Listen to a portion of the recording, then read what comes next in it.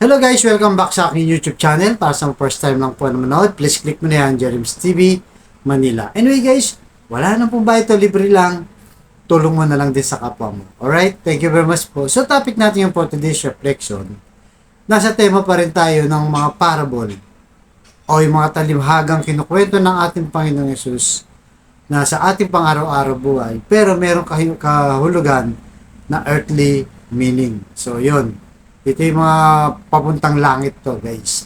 So dito ikukwento ng ating Panginoong Yesus na may dalawang tao. Ikukumpara niya.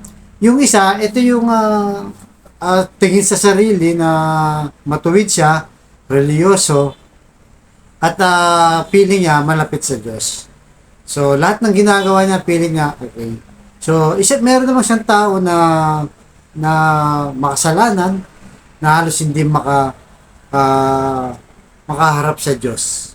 So yun ang kanilang kwento na pagkukumpara ng ating Panginoong Diyos. So una, itong tinutukoy ng ating Panginoong Yesus, ito yung pumasok sila sa loob ng simbahan. Dalawang tao to.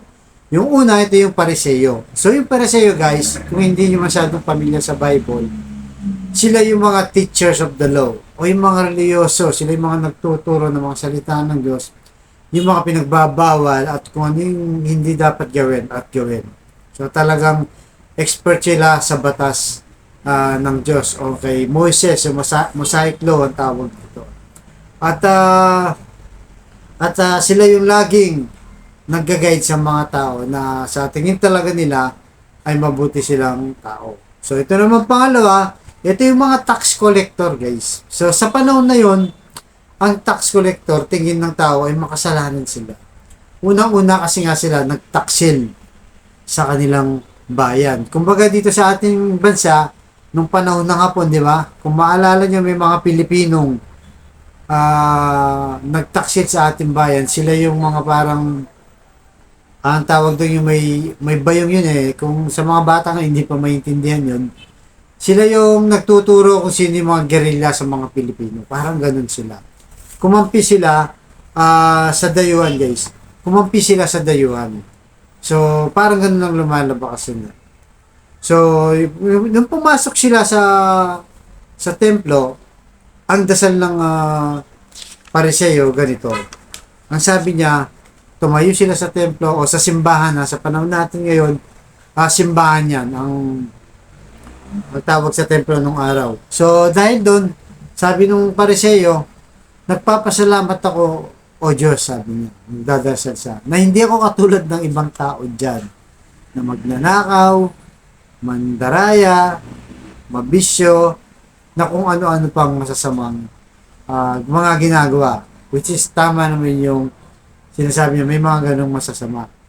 So, yun nga, sila kasi, ito yung sila yung taong, yun na nga, ang ano nila tingin nila sa kanilang sarili, ay matuwid sila.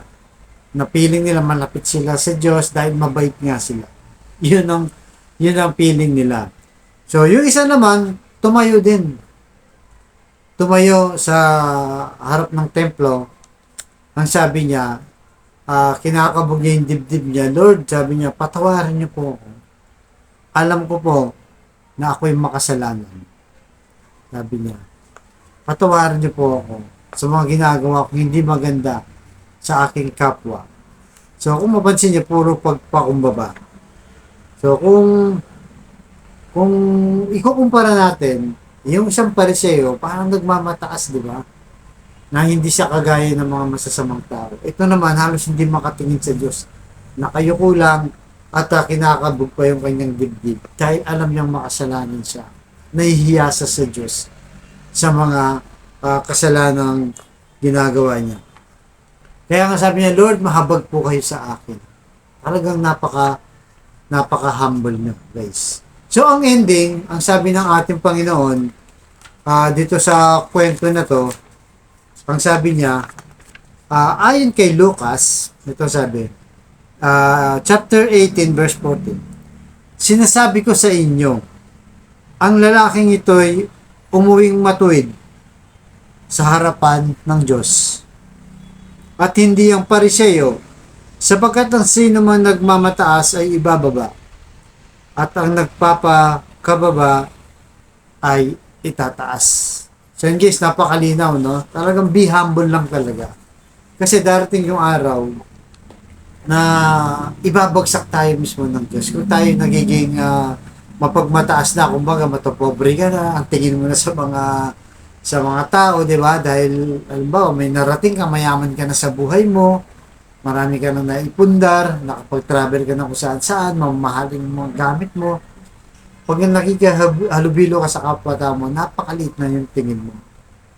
Tingin mo na hampas lupa sila, mga dugyot, di ba, mga masasamang tao, yun ang mapagmataas. Kasi meron din kasing mayaman na na mapagkumbaba guys mababa ang loob. Meron ganun na simple lang, kung manamit, di ba, minsan nakasando lang, nakashort lang, hindi ganun, mas maporma pa nga yung walang pera, di ba? So, doon mo makikita at matulungin pa. Di ba?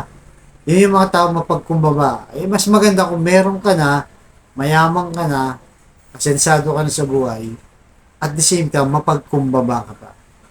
Diba? Humble ka pa, at siyempre, marespeto ka pa rin sa kapwa-tao. Dahil, kung hindi, isa ka dun sa mapagmataas na pwede kang ibagsak ng Diyos sa kalagayan mo yun. Diba?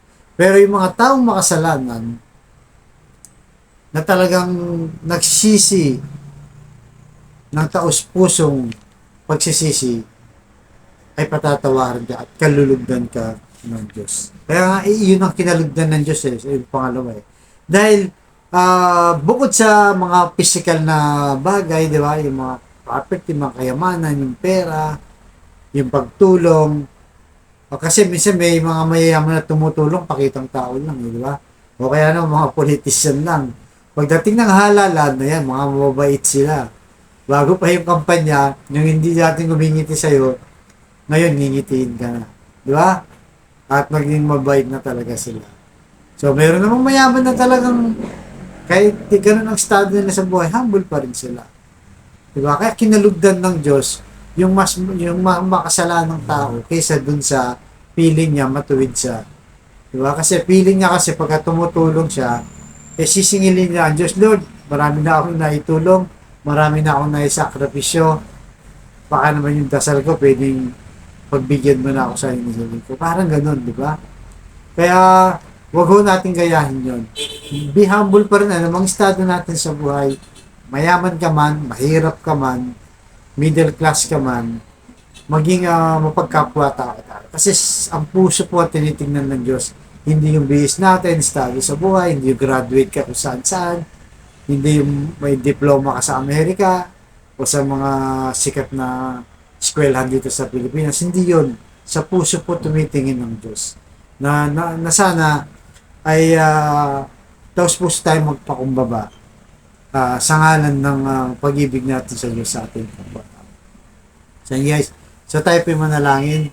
So kung kayo nanonood sa aking vlog na may karamdaman ka, problema sa emotion, sa physical na kalagayan o sa financial, sabayin mo ko sa panalangin. Sa napakasimpleng panalangin pero epektibo kung sasabayin mo ko pagdarasal natin ang bawat isa. Alright? So, Panginoon Diyos, maraming salamat po sa paalalang ito na huwag kami mapagmataas sa ano-anumang estadyo namin sa buhay, Lord.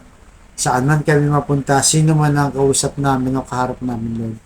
Tulungan niyo po kami lagi mapagkumbaba na ang puso namin ay maging dalisay sa pagtulong sa kapwa at paglilingkod sa iyo. At sa kapatid namin ngayon, Lord, na nanonood sa aking vlog, na may matinding karamdaman, Lord, may taning na sa buhay, stage 4 cancer na, o kung ano mong mabigat na karamdaman sa kanyang katawan, hipuhin niyo po, Lord, ng inyong mapagpalang kamay, Lord. Pagalingin niyo po, Lord. Yakapin niyo po, Lord. Alam naman namin na ikaw ang pinakamagaling doktor, na doktor ng buhay namin, na walang imposible, lalong-lalo na kung gugustuhin niyo, Lord. Yung nga pinagdarasal po namin lahat ng may sakit ngayon, Lord, pagalingin niyo po sila. At sa mga relasyong nasira na, Lord, nawasak na, sa hindi pagkaunawa, pagkaaway-away, ibalik niyo po, Lord, ang kanilang magandang relasyon. Pagbigkis-bigkisin niyo po ang kanilang pamilya. Ganon din sa financial, Lord, Nasa lalong-lalo na sa mga kapatid namin, walang-wala, Lord. Pagkain, pamasahe, pagbayad ng matrikulo sa mga bata, at kung ano pa mang gastusin na pangailangan. Lord, bless niyo po yung ng aming hanap buhay at para ma-provide nila ang kanilang pangailangan sa kanila. So ang lahat ng ito ay niling namin sa matamis na pangalan natin Panginoon Jesus. Amen. To God all be the glory. Sa ngalan ng Ama, ng Anak, ng Jesus Espiritu Santo. Amen. Thank you very much po.